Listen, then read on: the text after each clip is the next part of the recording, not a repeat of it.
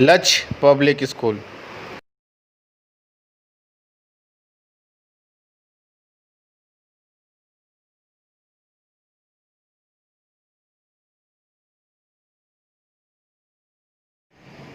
Good morning, students. This is Akhilesh Patel, your English teacher. We are going to learn the chapter 1, The Lost Child, second part. In our previous video, we have already discussed about the chapter. We have seen that how the boy was going to the fair with his parents, and we saw many attractive things, toys, and beautiful sceneries over there. He was very attracted and fascinated to the sceneries. He enjoys the grasshoppers, the flowers, the mustard plants. And now in this video, we are going to discuss its next part. So let's see. पिछले video में हम लोगों ने देखा कि जो छोटा सा बच्चा था वो किस तरह से अपने माता पिता के साथ गांव के मेले को देखने के लिए जा रहा था। रास्ते में उसने तमाम चीजें देखी, जिन चीजों ने उसे काफी आकर्षित किया अपने तरफ। उसने एंजॉय किया, उसने देखा फूलों को, रंग बिरंगे फूलों को, कीट पतंगों को, तितलियों को। सकरे रास्ते पे चलते हुए आनंद का अनुभव करते हुए वो अपने पेरेंट्स के साथ, अपने माता पिता के साथ गांव के मेले में जा रहा था। चीज़ों की तरफ आकर्षित होने के बाद वह उनसे खेलने लगता, वो उनमें खो जाता, और कई बार ऐसा हुआ कि वो जो है अपने पेरेंट्स से पीछे रह जाता, वो लोग आगे निकल जाते।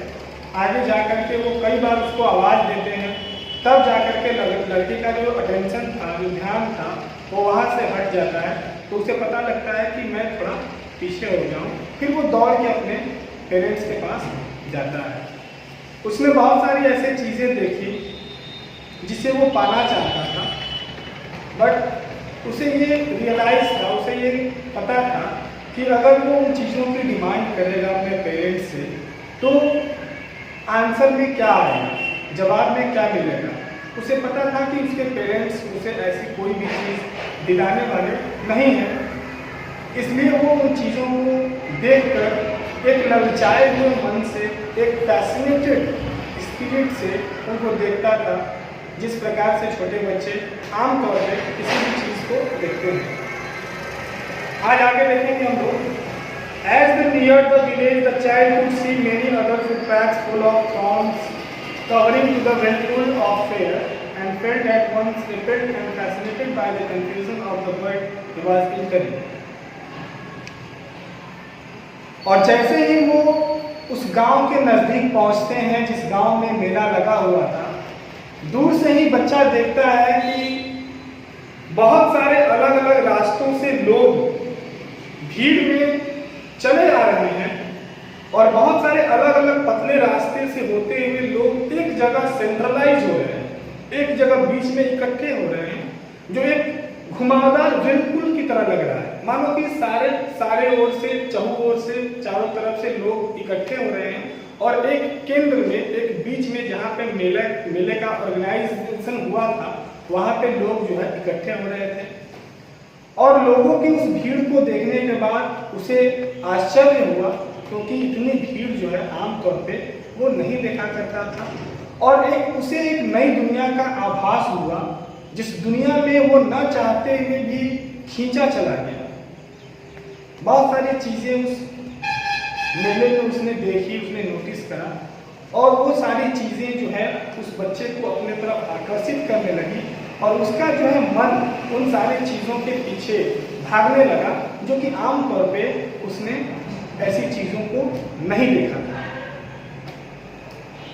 A sweet meat seller how gulab jamun, rasgulla, barfi, jalebi at the corner of the entrance, and a crowd pressed round his counter at the foot of an architecture of many colored sweets, decorated with leaves of silver and gold. जैसे ही वो मेले में प्रवेश करता है, तो मेले के प्रवेश द्वार के पास ही, जैसे ही वो मेले में इंटर करता है अपने पेरेंट्स के साथ, तो उस एंट्रेंस के पास ही, उस प्रवेश द्वार के पास ही एक मिठाई वाला था जो जोर जोर से चिल्ला रहा था, अपने मिठाइयों को बेच रहा था। और वो कुछ इस तरीके से चिल्ला रहा था, गुलाब जामुन, रसगुल्ला, जलेबी, बर्फी, इन सारी चीज़ों को वो बोली लगा के बेच रहा था। वहाँ पे लोग जो थे उसके काउंटर के पास इकट्ठे हो गए और उसके मिठाइयों पे, जिन मिठाइयों पे सोने और चांदी के चद्दरों की तरफ परत लगे हुए थे। आप लोग देखे होंगे आमतौर पे जब आप लोग जाएंगे मिठाई के दुकानों पे, तो आप देखेंगे कि अच्छी अच्छी मिठाइयों पे क्या होते हैं कि उन पे एक सिल्वर और गोल्डन कलर का वर्क लगा होता है, ठीक है, उसको खूबसूरत दिखने के लिए। तो उस तरीके से वर्क लगाई हुई मिठाइयाँ जो है उस दुकान पे मिल रही थी और लोग बड़े चाव से भीड़ लगा करके उसके काउंटर के पास मिठाई का आनंद ले रहे थे, ठीक है। The child stared open-eyed and his mouth watered for the barfi that was his favorite sweet. और जैसे ही उस बच्चे का ध्यान उस मिठाई के दुकान पे गया, उसके मुंह में पानी भर आया, उसके मुंह में पानी भर आया, क्योंकि जो बर्फी थी वो उसकी पसंदीदा मिठाई थी। और वो जो है बर्फी को देखते ही ललचा सा गया और उसके मन में, उसके मुंह में बर्फी को खाने के लिए उसके मुंह में पानी भर आया, ठीक है। I want that barfi, he slowly murmured, और वो धीरे से फुसफुसाता है, एकदम धीरे से फुसफुसाता है कि मुझे वो बर्फी चाहिए। But the half knew as he begged that the plea would not be heeded because his parents would say he was greedy. वो बच्चा इतने धीरे से फुसफुसाता है, बुदबुदाता है, क्योंकि उसे पहले से ये बात मालूम था कि उसके इस अनुरोध पे, उसके इस प्रार्थना पे उसके जो पेरेंट्स थे वो बिल्कुल भी ध्यान नहीं देंगे। उसे ये बात पहले से पता थी कि अगर मैं अपने पेरेंट्स से बर्फी की डिमांड करूं तो वो मेरे डिमांड को बिल्कुल भी फुलफिल नहीं करेंगे, यहाँ तक कि वो मेरे बातों पे ध्यान भी नहीं देंगे। और जवाब में मुझे क्या मिलेगा? जवाब में वो मुझे कहेंगे कि मैं बहुत लालची हो गया हूँ, तुम बहुत लालची हो गए हो और तुम्हें बर्फी खाने की कोई आवश्यकता नहीं है। वो इस बात को पहले से जानता था, इसीलिए भारी मन से, छोटे मन से उसने केवल धीरे से कहा कि मुझे वो बर्फी चाहिए। So without waiting for an answer, he moved on. और चूंकि वो जानता था कि उत्तर में क्या आने वाला है, माता पिता मेरे क्या जवाब देंगे, इसलिए उनके जवाब की प्रतीक्षा किए बगैर वो वहां से आगे बढ़ गया। क्योंकि उसको तो पहले से ही पता था कि अगर मैंने मम्मी से या पापा से बर्फी मांगा तो वो लोग मुझे बोलेंगे कि तुम बहुत लालची हो गए हो, दिन भर मांगते रहते हो, चलो अभी बर्फी खाने की कोई जरूरत नहीं है। इसीलिए उसने बस धीरे से बोला और जवाब का इंतजार न करते हुए आगे बढ़ चला। Okay. A flower seller have a garland of Gulmohar, a garland of गुलमोहर। जैसे ही वो मेले में आगे जाता है, एक फूल बेचने वाला जोर जोर से चिल्लाता है कि गुलमोहर का हार, गुलमोहर का हार। एक फूल है गुलमोहर का जिससे कि हार बनाया हुआ है, उससे बहुत अच्छी सुगंध आ रही है और वो हार जो है देखने में काफी अट्रैक्टिव लग रहा है। और उस फूल वाला जो है, वो फूल वाला जोर जोर से आवाज लगा के उस हार को बेच रहा है। The child seemed irresistibly drawn. He went towards the basket where the flowers lay heaped and half murmured. और उस फूल को देखने के बाद वो जो बच्चा था वो काफी फैसिनेटेड हो गया, काफी आकर्षित हो गया उस फूल के रंग को देख के, कलर को देख के, उसके सुगंध को देख के वो उसके प्रति काफी आकर्षित हो गया। और वो धीरे धीरे उस टोकरी के पास चला गया जिस टोकरी में वो सारे फूल रखे हुए थे। और वहां जाने के बाद भी वो बहुत भारी मन से बुदबुदाता है, आई वॉन्ट दैट गार्लैंड, मुझे वो फूलों का हार चाहिए। But he well knew his parents would refuse to buy him those flowers because they would say that they were cheap. लेकिन मांगने से पहले उसे पता था कि वो उसके पेरेंट्स जो थे उसको वो फूलों की हार दिलाने वाले नहीं थे, क्योंकि वो जानता था कि अगर मैंने अपने पेरेंट्स से मांगा, जिद किया, तो वो बोलेंगे कि ये फूल जो है, ये हार जो है, फूलों का जो हार है वो बहुत ही घटिया किस्म का है और इसको लेने की कोई आवश्यकता नहीं है। वो जानता था कि हर बार उसके पेरेंट्स कुछ ना कुछ बहाना बना ही देंगे, फिर भी बच्चे का मन है, जल्दी से उस फूल पे आ गया, वो अट्रैक्ट हो गया उसके तरफ और वो धीरे से अपने मन के उद्गार को, अपने फीलिंग्स को एक्सप्रेस करने के लिए धीरे से बहुत हल्के आवाज में बोलता है कि मुझे वो फूल चाहिए। ठीक है, so without waiting for an answer he moved on. और इस बार भी अपने माता पिता के जवाब का उसने इंतजार नहीं किया और आगे बढ़ चला। ठीक है, A man stood holding a pole with yellow, red, green and purple balloons flying from it. और जैसे ही वो आगे बढ़ता है वो देखता है उस मेले में एक आदमी खड़ा है। आदमी के हाथ में एक लंबा सा डंडा है पोल की तरह और उस पोल के चारों तरफ अलग अलग रंग के लाल, पीले, हरे, गुलाबी, अलग अलग रंगों के बैलून्स जो है उस पोल में बंधे हुए हैं और इधर उधर हवा में क्या हो रहे हैं, उड़ रहे हैं। The child was simply carried away by the rainbow glory of their silken colors and he was filled with an overwhelming desire to possess them all. और जैसे ही वो छोटा सा बच्चा उन गुब्बारों को देखता है, उन गुब्बारों के इंद्रधनुषी रेनबो कलर्ड गुब्बारे, रेनबो कलर्ड बैलून्स, जो बैलून्स थे वो अलग अलग कलर्स के होते हैं और आप लोग जानते हैं कि रेनबो में अलग अलग कलर्स का जो मिक्सचर होता है उसी को हम लोग रेनबो कहते हैं, जो आमतौर पे बारिश के दिनों में हम लोग आसमान में देख सकते हैं। तो वो जो गुब्बारे थे वो अलग अलग तरह के, अलग अलग रंग के थे, अलग अलग कलर के थे, तो वो एक रेनबो की तरह लग रहे थे। और वो जो लड़का था उन गुब्बारों के प्रति काफी आकर्षित हो गया, काफी फैसिनेटेड हो गया और वो जो था उन गुब्बारों को किसी भी तरह से प्राप्त करना चाहता था, पाना चाहता था। ठीक है, but he well knew his parents would never by him the balloons because they would say he was too old to play with such toys, so he walked on forward. लेकिन हमेशा की तरह इस बार भी वही बात थी, उन गुब्बारों को अपने पेरेंट्स से मांगने के पहले उसके दिमाग में ये बात आ गई कि अगर मैंने उन गुब्बारों को अपने पेरेंट्स से मांगा तो जवाब में मुझे क्या मिलेगा। वो जानता था कि अगर मैं अपने माता पिता से बोलता हूँ कि माँ मुझे ये गुब्बारे दिला दीजिए, तो मेरी माँ या फिर मेरे पिताजी ये कहेंगे कि तुम जो है बड़े हो गए हो, अब गुब्बारे से खेलने की तुम्हारी उम्र नहीं है। इसीलिए वो जो है जवाब का इंतजार किए बगैर वहां से भी बेचारा वो लड़का आगे बढ़ गया। ठीक है, अपनी इच्छाओं को दबाते हुए, अपने डिजायर को, अपने फीलिंग्स को अपने हार्ट में दफन करते हुए, दबाते हुए वो जो है भारी पैरों से धीरे धीरे क्या होता है, आगे बढ़ चलता है। ठीक है, A snake charmer stood playing a flute to a snake which coiled itself in a basket.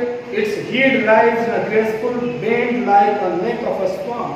और जैसे ही वो आगे बढ़ता है तो उस मेले में, उस रास्ते में एक सपेरा दिखता है और वो सपेरा जो है अपने सांप को अपने बीन के म्यूजिक से उठा रहा होता है। उस सपेरे के सामने वो देखता है कि एक टोकरी में एक सांप पड़ा हुआ है और वो सांप जो है अपने फन को बिल्कुल इस तरीके से सीधा किए हुए है जैसे कि बत्तख का चोंच होता है। आप लोग देखते हैं बत्तख का चोंच इस तरीके से होता है, जस्ट लाइक वैसे ही वो सांप जो है इस तरीके से अपने फन को खड़ा किए हुए था। ठीक है, while the music stole into the invisible ears like the gentle rippling of an invisible waterfall. और जो सपेरा था, वो जो संगीत बजा रहा था, जो धुन वो प्ले कर रहा था, वो संगीत उस छोटे से बच्चे के कानों में एक इस तरीके से वो जा रहा था, इस तरीके से वो महसूस कर रहा था मानो कि एक झरना बहुत ही झरझर कलकल करता हुआ, जो कि अदृश्य है, दिखाई नहीं देता है, और वो जो झरने की आवाज की तरह बिल्कुल मधुर संगीत उसके कानों में जा रहा था और वो जो है उस संगीत के प्रति काफी आकर्षित हो गया, काफी मोहित हो गया। ठीक है, the child went towards the snake charmer, और इस धुन को सुनने के बाद वो बच्चा जो है सपेरे के पास धीरे धीरे जाने लगता है। Put knowing his parents had forbidden him to hear such coarse music as the snack charmer played, he proceeded further. और जैसे ही वो सपेरे के पास जाने लगता है, वो उस म्यूजिक से खिंचा चला जाता है, बल्कि वो जाता नहीं है। अगर हम इसको इस तरीके से कहें कि उस बीन की म्यूजिक, उस बीन की आवाज़ जो थी उसके कानों में कुछ इस तरीके से जा रही थी, मानो वो हिप्नोटाइज हो गया हो, मानो वो सम्मोहित हो गया हो, और वो खुद ब खुद उस बीन की आवाज़ की तरफ, उस सपेरे की तरफ बढ़ा चला जा रहा था। लेकिन अचानक उसके दिमाग में ये बात याद आया कि इस जो उसका ये काम है उस पर उसके पेरेंट्स का क्या रिएक्शन होगा, तो उसके माता पिता क्या सोचेंगे। उसे याद आया कि उसके माता पिता ने उसे मना किया था कि तुम इस तरीके के फालतू म्यूजिक नहीं सुनोगे, तुम्हें इस तरीके की फालतू म्यूजिक जो कि एक सपेरा बजाता है, उस म्यूजिक को सुनने की तुम्हें कोई आवश्यकता नहीं है। अचानक से ये बात उसके दिमाग में आ गया और इन बातों को सोचते हुए वो भारी मन से क्या होता है, आगे चला जाता है। ठीक है, There was a roundabout in full swing. Men, women and children carried away in a reeling motion, shrieked and cried with dizzy laughter. और जैसे ही वो आगे बढ़ता है, आगे उसे एक झूला मिलता है, एक झूला दिखाई देता है। उस झूले पे आदमी, औरत, छोटे बच्चे सारे बैठ करके एकदम अपने फुल स्विंग पे, एकदम पूरे रफ्तार में वो झूला घूम रहा होता है। और लोग जो है लाफ्टर, खुशी के मारे उस झूले को पे बैठे हुए लोग जो कि वो चिल्ला रहे थे, खुशी के मारे आनंद ले रहे थे। The child watched them intentionally and then he made a bold request, और उस झूले के पास जा करके उस लड़के ने जानबूझ के उस झूले को देखना शुरू कर दिया, उस पर अपना ध्यान लगाना शुरू कर दिया। उसने महसूस किया उन लोगों की खुशी को जो उस झूले पे बैठ करके घूम रहे थे। उसने चाहा कि काश मैं भी इस झूले पे बैठ करके इन्हीं की तरह हंसूं, इन्हीं की तरह आनंद लूं। और इस बार जो है वो अपने माता पिता से कुछ हिम्मत बना करके एक बोल्ड रिक्वेस्ट करता है। पहले जो चीजें थी, अब जो चीजें हैं उसमें थोड़ा सा डिफरेंस हो गया। पहले की चीजों को जैसे कि मिठाइयाँ हो गई, फूलों का हार हो गया, सपेरा हो गया, इन सारी चीजों को पाने का और एंजॉय करने का भी उसका मन था, उसकी डिजायर, उसकी फीलिंग्स थी। लेकिन वो इन बातों को सोच करके अपने फीलिंग्स को दबा दिया। लेकिन इस बार जब वो झूला दिखता है तो वो जो है पहले से ज्यादा बोल्ड रिक्वेस्ट करता है, मतलब थोड़ा तेजी में बोलता है, मतलब थोड़ा जोर दे करके बोलता है कि मुझे झूला झूलना ही है। ठीक है, I want to go on the roundabout, please father mother. वो अपने माता पिता से बोलता है, प्लीज माँ पिताजी मुझे झूला झूलना है। वो जोर से थोड़ा बोलता है, मुझे झूला झूलना है, अपने माता पिता से बोलता है। There was no reply. और जब वो जोर से बोलता है तो उसे लगता है कि कोई ना कोई रिप्लाई आएगा, लेकिन देयर वॉज नो रिप्लाई। वहाँ पे कोई रिप्लाई नहीं आया। He turned to look at his parents. वो अपने माता पिता को देखने के लिए पीछे मुड़ता है। They were not there. वे लोग वहाँ पे मौजूद नहीं थे। तो जब वो पीछे देखता है अपने माँ बाप को ढूंढने के लिए, तो वहाँ से उसे कोई जवाब नहीं मिलता है। वो घबरा कर इधर उधर देखता है, अपने आगे देखता है, पीछे देखता है, अगल बगल में देखता है, लेकिन वहाँ पे उसके माँ बाप का, उसके पेरेंट्स का कोई नामो निशान नहीं था। वो घबरा जाता है। उसे एहसास हो जाता है कि अब वो जो है अपने माँ बाप से अलग हो चुका है, बिछड़ चुका है, जिसकी वजह से वो बहुत ज़्यादा नर्वस हो जाता है, पैनिक हो जाता है। ठीक है, A full deep cry rose within his dry throat, and with a sudden jerk of his body, he ran from where he stood, crying in real fear, "Mother, Father!" Tears rolled down from his eyes, hot and fierce. His flushed face was convulsed with fear. और जैसे ही उसे इस बात का आभास हो जाता है कि वो जो है अब अपने माता पिता से बिछड़ चुका है, तो वो जो है अचानक से एक तेज रूंधी हुई आवाज़ उसके गले से निकलती है और उसका जो गला है वो सूखने लगता है, उसके बॉडी में जो है हरकत होने लगती है, उसकी जो शरीर है वो कपकपाने लगता है, हिलने लगता है और वहाँ से बहुत ही झटके के साथ, बहुत ही तेजी से वो वहाँ से दौड़ने लगता है, मानो बेहवास अवस्था में। उसे इस बात का बिल्कुल ज्ञान नहीं था कि वो क्या कर रहा है, बस डर के मारे जो उसके होंठ थे वो कपकपा रहे थे और उसकी आंखों से अश्रुधारा, मोटे मोटे टीयर्स जो है निकल रहे थे और वो डर के मारे ऐंठा हुआ, उसका शरीर जो था वो डर के मारे ऐंठ गया था और वो इधर उधर भागने लगा, दौड़ने लगा और चिल्लाने लगा, मम्मी मम्मी, पापा पापा, इस तरह से वो चिल्लाते हुए इधर उधर भागने लगा। Panic stricken, he ran to one side first, then to the other, hither and thither in all directions, और बिल्कुल घबराया हुआ, डरा हुआ, सहमा हुआ, वो यहाँ वहाँ इधर उधर हर जगह पे दौड़ने लगा, अपने पेरेंट्स को ढूंढने लगा। ठीक है, knowing not where to go, mother, father, he went, और उसे पता नहीं लग पा रहा था, वह सोच नहीं पा रहा था वो कहाँ जाए, कहाँ ढूंढे, बस बेहवासी की अवस्था में, in the state of unconsciousness, वो बस चिल्ला रहा था, अपने मदर और फादर को आवाज़ लगा रहा था, उसकी गला जो है उसका सूख गया था, जिसकी वजह से उसकी आवाज़ जो है बाहर भी नहीं निकल पा रही थी। His yellow turban came untied and his clothes became muddy, और घबरा कर इधर उधर भागने की वजह से उसके सर पे जो एक पीले रंग की पगड़ी बंधी हुई थी, जो उसकी माँ ने बांधा था मेले में घूमने के लिए, वो पगड़ी अब खुल करके नीचे आ चुकी थी। उसके कपड़े जो थे वो धूल में सन चुके थे, गंदे हो चुके थे, वो इधर उधर भाग रहा था, यहाँ वहाँ हर जगह अपने पेरेंट्स को ढूंढ रहा था।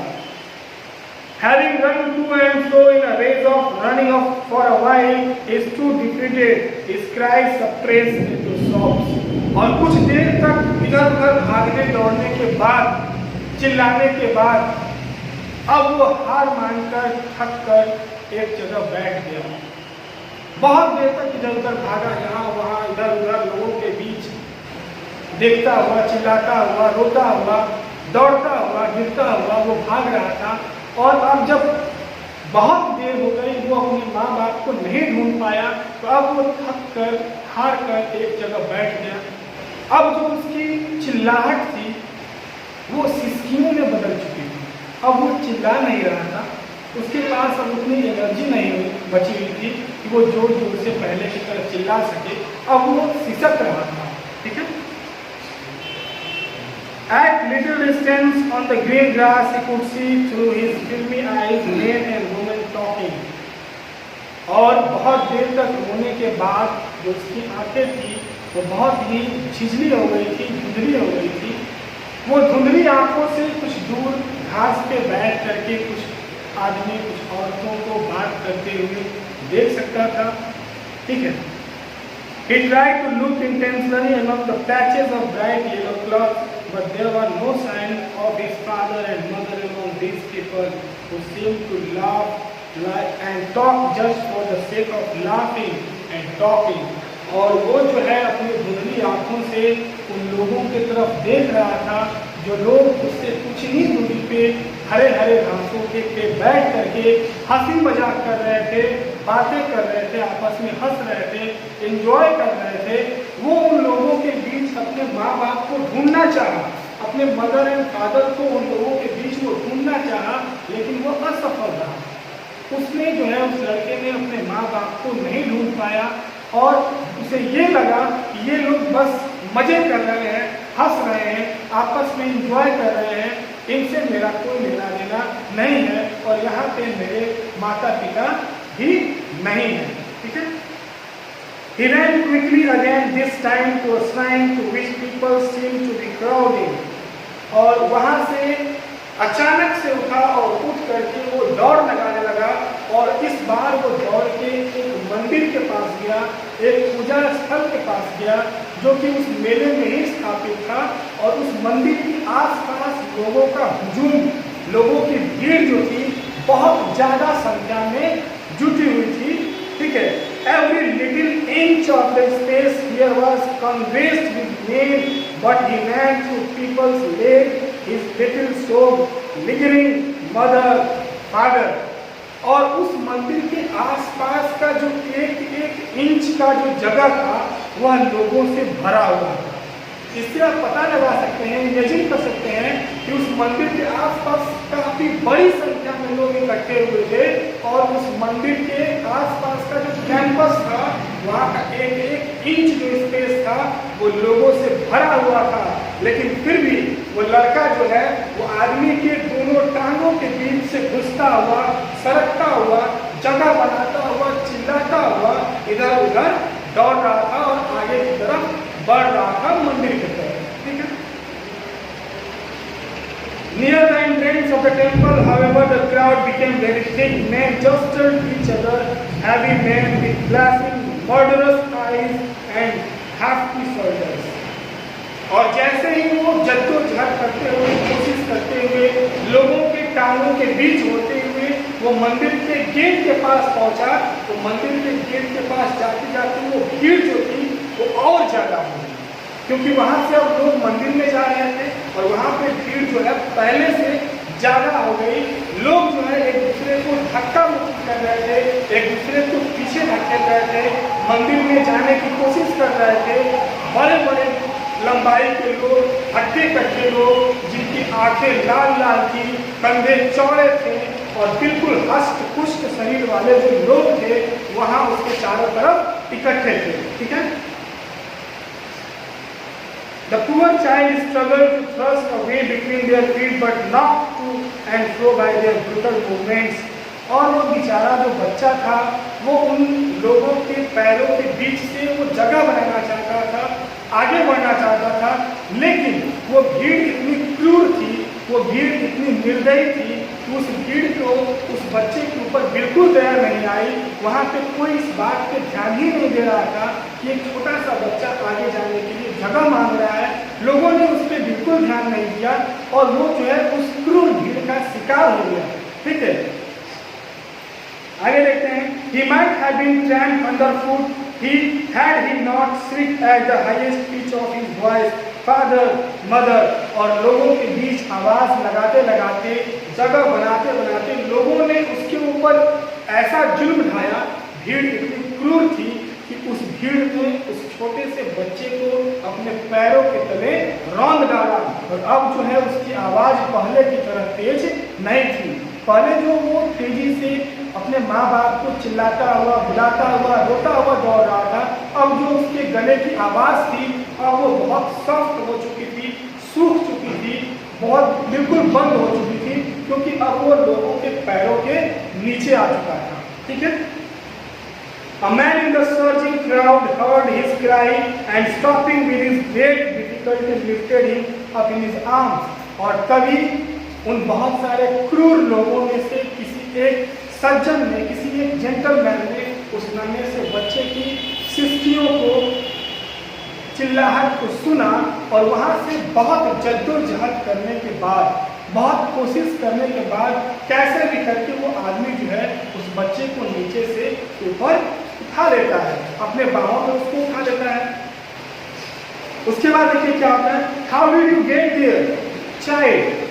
अब उसके बाद वो जो है एक series of question, the man asked a series of question to the child. वो जो आदमी था वो बच्चे से एक प्रश्न की श्रृंखला, मानो बहुत सारे प्रश्न जो है वो आदमी उस बच्चे के सामने रख देता है। पहला प्रश्न था how did you get here child. वो पूछता है कि प्यारे बच्चे तुम यहाँ कैसे आ गए। Whose baby are you. आप किसके बच्चे हैं। The man asked as he steered clear of ness. और वह आदमी जो है वहाँ उस भीड़ से बच्चे को बचा करके भीड़ से बाहर ले गया, वहाँ उसको एक जगह बैठने दिया और बैठने के बाद वो तमाम क्वेश्चन, वो तमाम प्रश्न जो है वो आदमी ने उससे, उस बच्चे से पूछ लिया। The child wept more bitterly than ever now and only cried, I want my mother, I want my father. और जैसे ही वो आदमी उस बच्चे से ये प्रश्न पूछता है, वो बच्चा जवाब नहीं देता है, बल्कि पहले से और तेजी में चिल्लाने लगता है, रोने लगता है और बस एक ही बात बोलता है, मुझे अपने मम्मी के पास जाना है, मुझे अपने पापा के पास जाना है। बस यही 2 सेंटेंस वो बोल रहा था और उसके अलावे वो कुछ नहीं बोल रहा था और जोर जोर से चिल्ला रहा था। ओके?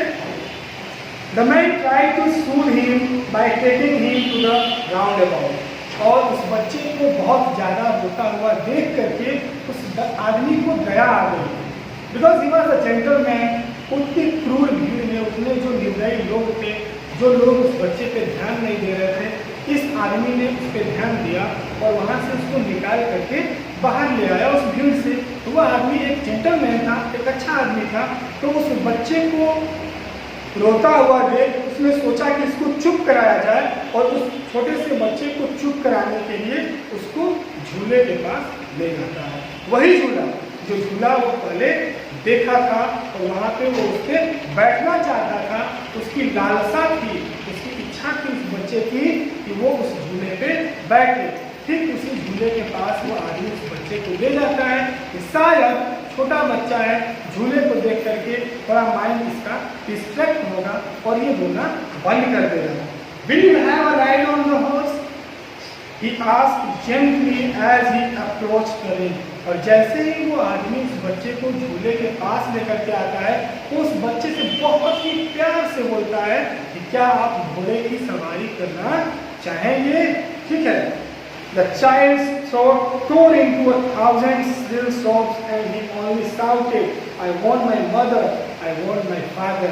और जैसे ही ये सवाल उस लड़के के सामने आता है, ये प्रपोजल उस लड़के के सामने आता है, वो लड़का जवाब देने के बजाय वो जो है उसका गला जो है हजारों सिसकियों में फटा जा रहा था, मानो कि बहुत तेज से वो सिसक रहा था, इतनी तेजी से सिसक रहा था मानो सिसकने की वजह से उसका जो गला है वो फट जाएगा।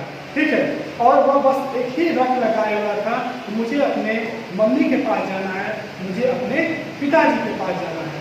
अब यहाँ पे इमेजिन कीजिए कि ये वही झूला था जहाँ पे वो जिस झूले पे बैठना चाहता था, जिसका हार्टली डिजायर था, जिसकी हार्दिक इच्छा थी कि वो जो है उस झूले पे बैठे, उस झूले का आनंद ले। लेकिन कब? जब उसके साथ उसके मम्मी पापा थे तब। लेकिन अब उसके साथ उसके मम्मी पापा नहीं है तो अब उसको उस झूले की भी इच्छा नहीं रही। अब वो अपने मदर एंड फादर के पास जाना चाहता था, उसकी बस एकमात्र इच्छा यही थी। The man headed towards the place where the snake charmer still played on the field to the swing cobra. और वहाँ उस झूले के बाद वो आदमी जो है वहाँ से आगे बढ़ता है और उस सपेरे के पास जाता है जहाँ सपेरा अभी भी अपने बीन के धुन पे उस सांप को, उस कोबरा को क्या कर रहा था? नचा रहा था, झुमा रहा था। Listen to the nice music child।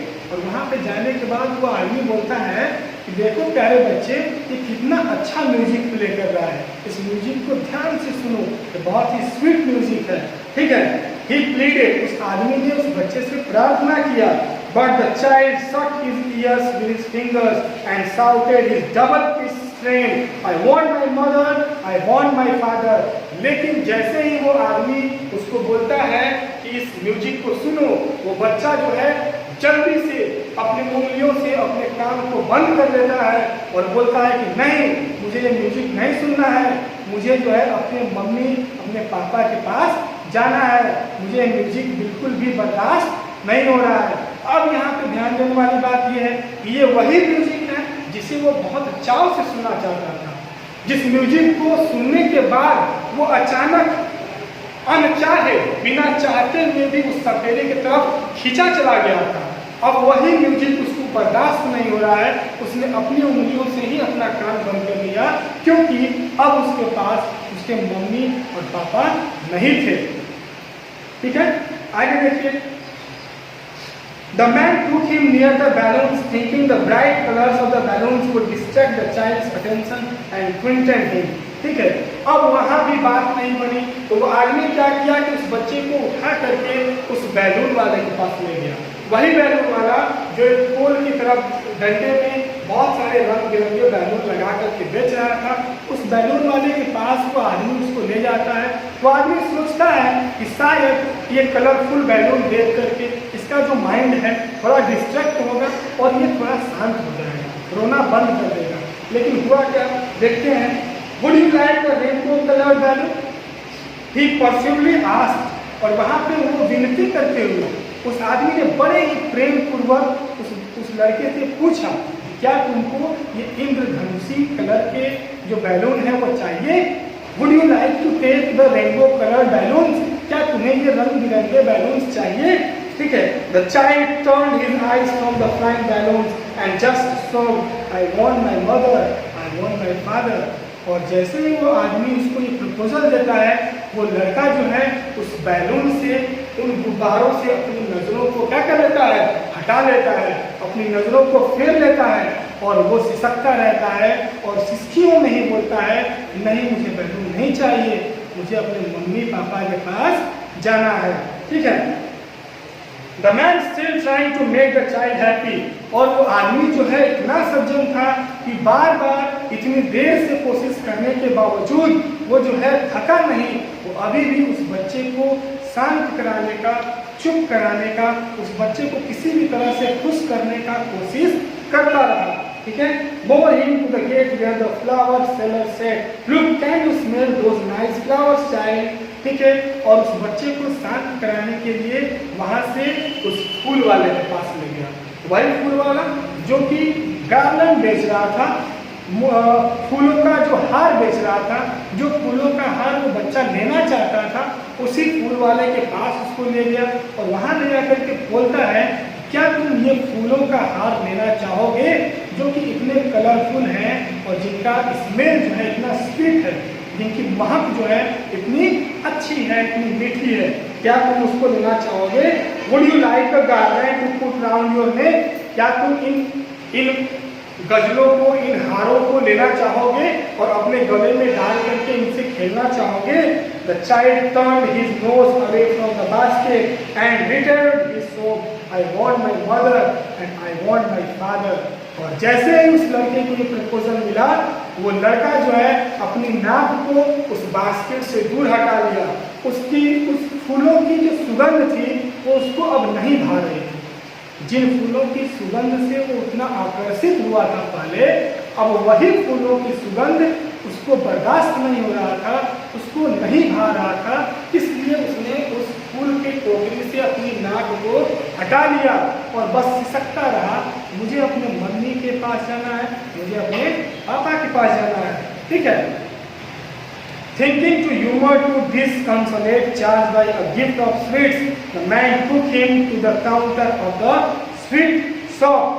और उस बालक के दुख और निराशा को बदलने के लिए, उस बालक का जो दुख था, जो उसकी सैडनेस थी, जो उसका डिस्कॉन्फिडेंस था, उसको दूर करने के लिए वो आदमी सोचता है कि शायद बच्चे को मिठाई की दुकान पर ले जाया जाए, मिठाई को दे करके हो सकता है कि इसका माइंड थोड़ा डिस्ट्रैक्ट हो सकता है कि थोड़ी बहुत मिठाई खाए और कुछ देर चुप रहे, रोना बंद करे, तो मैं इससे आसानी से बात करूं और पता लगाऊं कि आखिर ये कैसे भूल गया है। तो इस बात को सोचते हुए वो आदमी जो है उसको मिठाई की दुकान पे ले जाता है। ठीक है। What sweets would you like child? और उस मिठाई की दुकान पर जाने के बाद वो आदमी से पूछता है कि यहाँ पे तरह तरह की मिठाइयाँ हैं, गुलाब जामुन है, बर्फी है, रसगुल्ला है, तरह तरह की मिठाइयाँ हैं। इन सारी मिठाइयों में कौन सी मिठाई लेना चाहोगे? वो आदमी पूछता है, इतनी सारी मिठाइयाँ हैं, इन मिठाइयों में आप कौन सी मिठाई लेना चाहेंगे? अब जो है वो लड़का, वो आदमी जो था, उस बच्चे के उदासी को, उस बच्चे के कष्ट को दूर करना चाहता था किसी भी तरह से। वो तमाम उपाय देख रहा था, तमाम रास्ते अख्तियार कर रहा था, किसी तरह से लड़का रोना बंद करे, किसी तरह से इसकी जो उदासी है कुछ देर के लिए ही सही दूर हो जाए। इस वजह से वो जो आदमी था, वो जो जेंटलमैन था, उस बच्चे को उठा करके उस मिठाई वाले दुकान के पास ले गया, जिस मिठाई वाले दुकान पे वो पहले जा चुका था। वो बच्चा उस मिठाई वाले दुकान पे पहले जा चुका था विद हिज पेरेंट्स, अपने माता पिता के साथ, और फर्स्ट टाइम में उसकी जो फेवरेट मिठाई थी बर्फी, उस बर्फी को देखने के बाद, मात्र देखने के बाद ही उसके मुंह में पानी आ गया था। अब वो आदमी उस मिठाई के दुकान पे उसको लेके जाता है और उससे पूछता है कि इतनी सारी मिठाइयाँ यहाँ पे भरी हुई हैं, गुलाब जामुन है, रसगुल्ला है, बर्फी है, जलेबी है, इन सारी मिठाइयों में तुम्हें कौन पसंद है, बोलो तो मैं तुम्हें वो मिठाइयाँ दिला दूँ। ठीक है। The child turn his face from the sweet soap on his soap. और ये बात सुनने के बाद वो लड़का जो है उन मिठाइयों पर से अपना चेहरा घुमा लेता है, अपनी नज़रों को हटा लेता है और बस सिसकता रहता है कि मुझे अपने मम्मी के पास जाना है, मुझे अपने पापा के पास जाना है, मुझे अपनी माँ चाहिए, मुझे अपने पिताजी चाहिए, मुझे कुछ नहीं चाहिए। ये भावना उसके अंदर आ चुकी थी।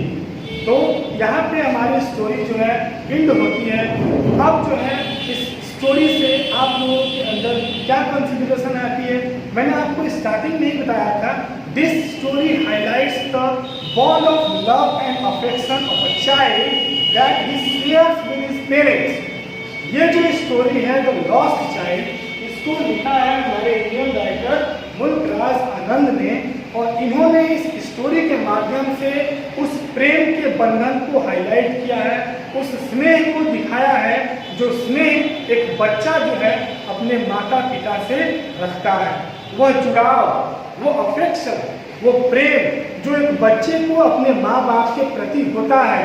ठीक है। मैंने आपको बताया था if you have your parents, अगर आपके पास आपके पेरेंट्स हैं, it seems you have everything, तो ऐसा लगता है कि आपके पास सब कुछ है।